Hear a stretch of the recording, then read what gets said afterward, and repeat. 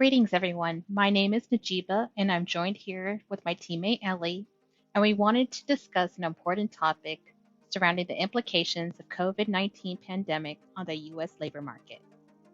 As many of you are aware firsthand on how this pandemic has impacted you either directly or indirectly in your respective careers, you might have experienced a recent layoff, having working from home remotely, or even deciding to pivot your new career. There's multiple layers in investigating the impact of COVID-19 on the US labor market, but we narrowed it down to 5 key areas that we want to explore in detail. These are the topics that are headlining our panel today, and we hope that it provides you with key takeaways on the areas that influence the US labor force. 1. What was the impact of the US labor force on a national and state level? 2. Was there a disproportional impact of the pandemic between men and women? 3. Were less educated workers heavily impacted from COVID-19? 4. Which ethnicity groups were impacted by the pandemic? And finally, now that the vaccines have rolled out this year, has that played a key role in curbing the unemployment rate?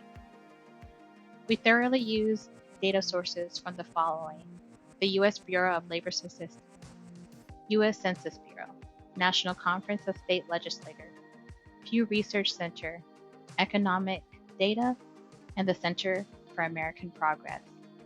We also want to preface that the data used was seasonally adjusted to account for fluctuations in the calendar year. Let's dive into the first topic. We started by investigating the percentage change over time on a national level.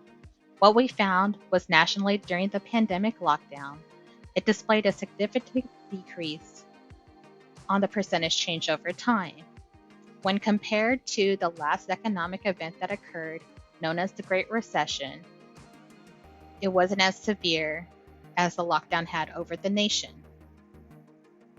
Next, we wanted to look at the impact on state level. And as you can see, in 2020, both Nevada and Hawaii reflected some of the highest unemployment rates in the nation compared to the average.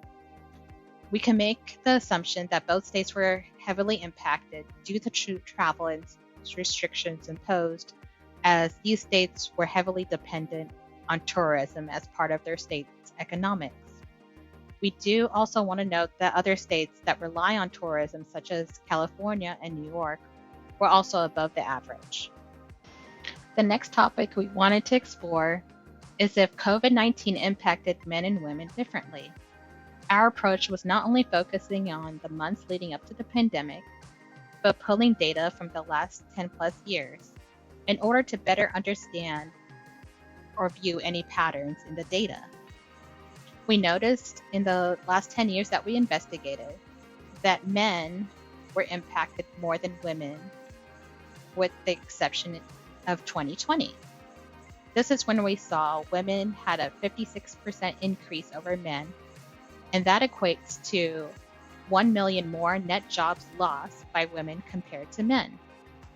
Some of the factors that could have influenced this shift includes job losses hit in the service sector, including leisure, hospitality, educational, and health services, in which women were overrepresented in.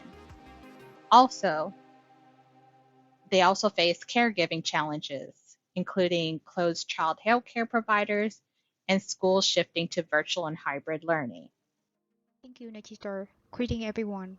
This is Ellie. In this part, we are going to answer the question: are the less educated workers impacted greater from unemployment due to COVID-19?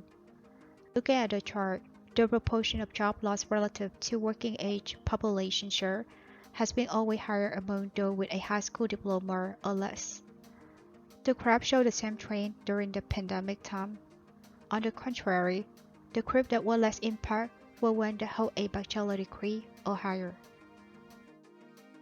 We further analyzed the disproportionate impact of the pandemic on ethnicity groups, including Asian, Black or African American, Hispanic or Latino, and white. The red color represents the highest severeness in unemployment in the spectrum, and the blue represents for less severeness.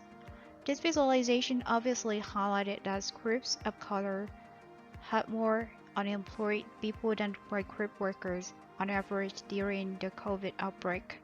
The share of group of color that were previously in disadvantage continued to be higher than national average in 2021. We also question if there is a direct correlation amongst the unemployed in the US with those that are vaccinated. In this slide chart, it is tracking the percentage of US population that are fully vaccinated or partially vaccinated since January 2021. As the percentage in vaccination is getting higher, the unemployment rate is slowly going down.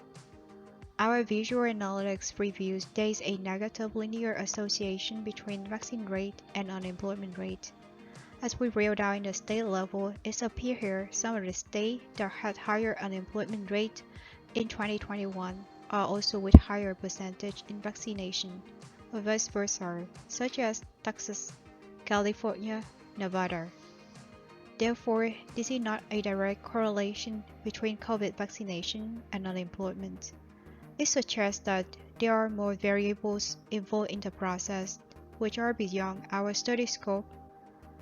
Our analysis has addressed the effects of COVID-19 on the U.S. labor market and the disproportionate likelihood of unemployment for gender-wise, educational attainment-wise, ethnicity group, as well as the role of COVID vaccine in the recovery process of employment. That concludes our presentation today. Thank you for your time.